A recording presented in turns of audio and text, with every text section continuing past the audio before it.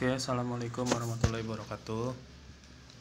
Di sini saya akan mencoba menjelaskan sedikit bagaimana caranya menginput di pendaftaran online di SDN Pondok Pucung 2. Pertama, kita coba buka Google Chrome.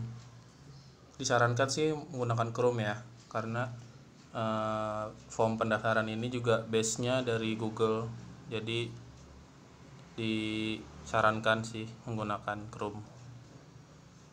Lalu di pojok atas ini ada di sebelah angka 2 ini, kalau bisa sih sudah login ya. Jadi form ini kan menggunakan Google, jadi syarat input form ini adalah login menggunakan email yang dari Google, yaitu Gmail.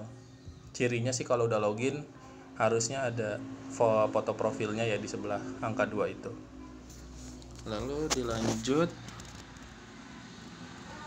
kita search bit.ly/ppdb Pucung 02.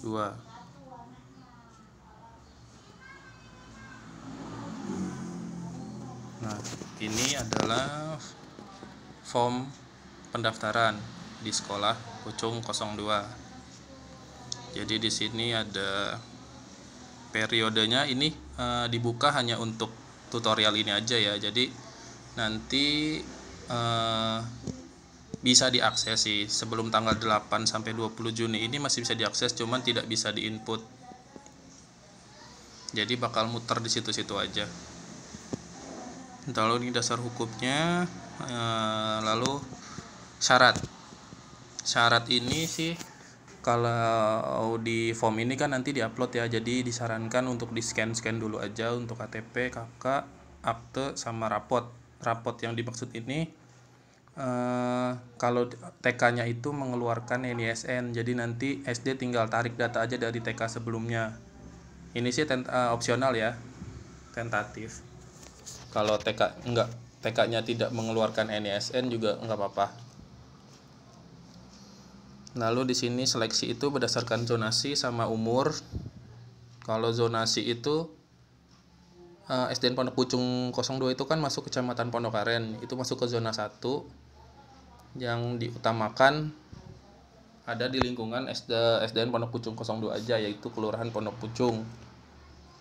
Umur minimal 6 tahun per 1 Juli 2020.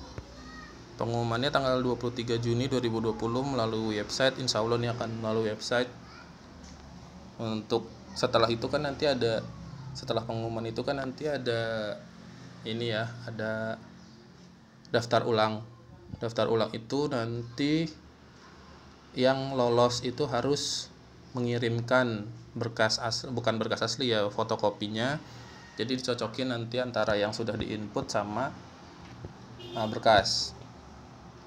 Kalau nanti siswa ini yang lolos ini tidak mengirimkan, berarti akan diberikan jatahnya untuk nanti kan di list tuh dari 1 sampai 96 atau 99 gitu nanti yang diterima. Nanti kalau misalkan ada salah satu atau berapa yang tidak mengirimkan berkasnya, berarti nanti akan dilanjutkan ke list setelahnya. Jadi urutan 100 bakal masuk ke atas. Jadi mohon disarankan untuk nanti kan ada bagian-bagiannya di sini kan, ini ada bagian calon peserta didik, bagian orang tua, dan upload berkas. Jadi pas nanti di bagian orang tua dimohon untuk menyantumkan nomor telepon. Jadi nanti akan dikabari via WA atau via SMS atau via telepon. Lalu ini panitianya. Silakan menghubungi kalau ada pertanyaan, ada keluhan atau segala macam, silakan dihubungi. Nah, ini ciri-ciri kalau misalkan sudah login ya. Nanti di sini ada emailnya. Lalu klik berikutnya. Nah, kalau misalkan nanti Bapak Ibu atau adik semua membuka ini sebelum waktunya, nanti di sini ada tulisan masa pendaftaran belum dimulai.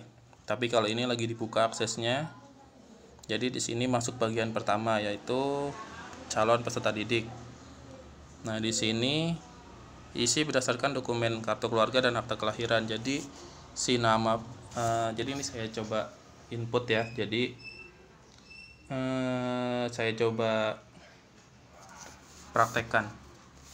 Jadi di sini calon peserta didik ini nama lengkap ini yang harus sesuai sama kakak. Jadi sama akte. Jadi nanti misalkan dia lolos, lalu yang di input di sini tidak sesuai sama akte, jadi sekolah mengikuti aktenya. Ini saya coba input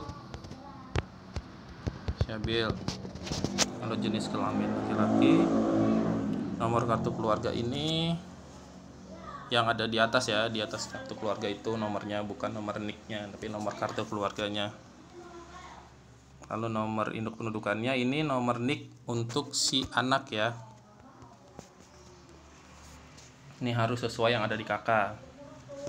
Tempat lahir, lalu tanggal lahirnya di sini.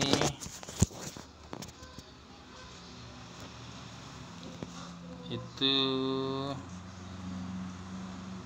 nggak bisa langsung tahunnya dulu, kita pilih misalkan tahun 2010, bulannya kita cari misalkan bulan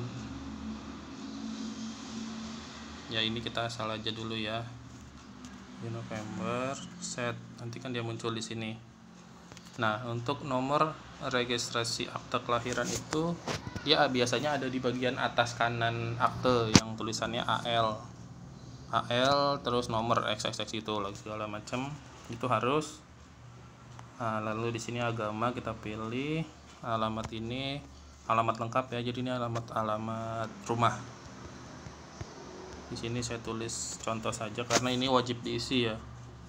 Lalu tinggal bersama ini kita pilih sesuai pilihan. Kalau misalkan ada opsi lain, tulis saja ini di yang lain.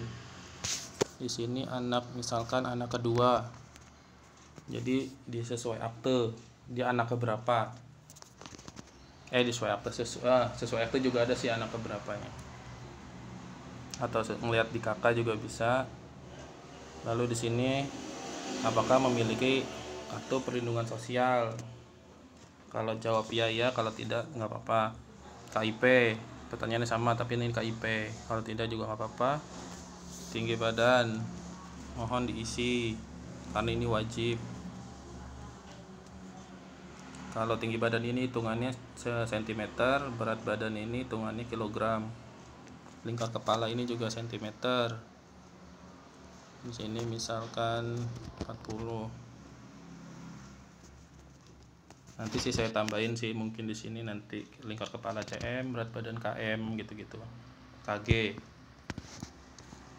Jarak sekolah ini kilometer. Nah, kayak gini nih, ntar ada informasinya. Misalkan di sini 2 km. Jarak tempuhnya dari sini 10 menit. Jumlah saudara kandungnya berarti 1. Tadi dia anak kedua misalkan dan cuma punya 2 anak, berarti dia punya saudara kandung 1. Lalu berikutnya. Lalu di sini ke bagian orang tua sekarang. Orang kedua ini nama apa? Bagian orang tua ini sama berdasarkan kakak. Di sini misalkan nama ayahnya Yusuf, nomor NIK-nya jangan lupa diisi. Tempat lahir Tangerang, tanggal lahirnya misalkan dia di tahun 92 bulan September. Pendidikan terakhirnya diisi dan ayahnya di sini ditulis saja, sama penghasilannya ditulis pakai nominal gini aja. Lalu masuk ke data ibu, masukkan datanya, nomor nikah juga dimasukkan tadi sesuai kakaknya. Tempat lahirnya misalkan Jakarta. Tanggal lahirnya ini diisi juga, misalkan ini pendidikan terakhir ibu misalnya S1, pekerjaannya misalkan karyawan, penghasilannya misalkan 3.500.000. Nah, nomor telepon ini harus diisi. Kalau ini kan nomor telepon rumah, kalaupun nggak ada nanti adanya handphone ya handphone aja, jadi handphone ini wajib ya. Jadi handphonenya wajib untuk itu tadi, kalau misalkan dia ada ke seleksi, jadi nanti dia bisa dihubungin. Lalu klik berikutnya. Nah, di bagian ketiga ini bagian upload berkas. Jadi di sini nanti hasil scan dari KTP ibu, bapaknya, kakak, akte kelahiran sama dokumen pendukung lainnya ini. Jadi nanti diupload di sini. Format yang didukung itu sih saya merekomendasikan PDF atau gambar ya, atau JPEG, JPG gitu untuk semuanya. Dokumen pendukung lainnya ini bisa surat domisili atau tadi rapot. Jadi kalau misalkan pun ternyata rapot dan surat domisili itu digabung aja filenya. Jadi surat-surat pendukung lainnya itu, dokumen pendukung lainnya itu tolong ditambahkan di file ini lalu kirim. Nanti kalau sudah mengirim sekali, udah sekali aja. Soalnya itu bakal udah masuk list pendaftaran. Oke, sekian tutorialnya. Jadi ini nanti bakal dibuka di tanggal 8 Juni sampai 20 Juni. Jadi kalau sekarang masih tanggal-tanggalnya sosialisasi. Oke, sekian. Assalamualaikum warahmatullahi wabarakatuh.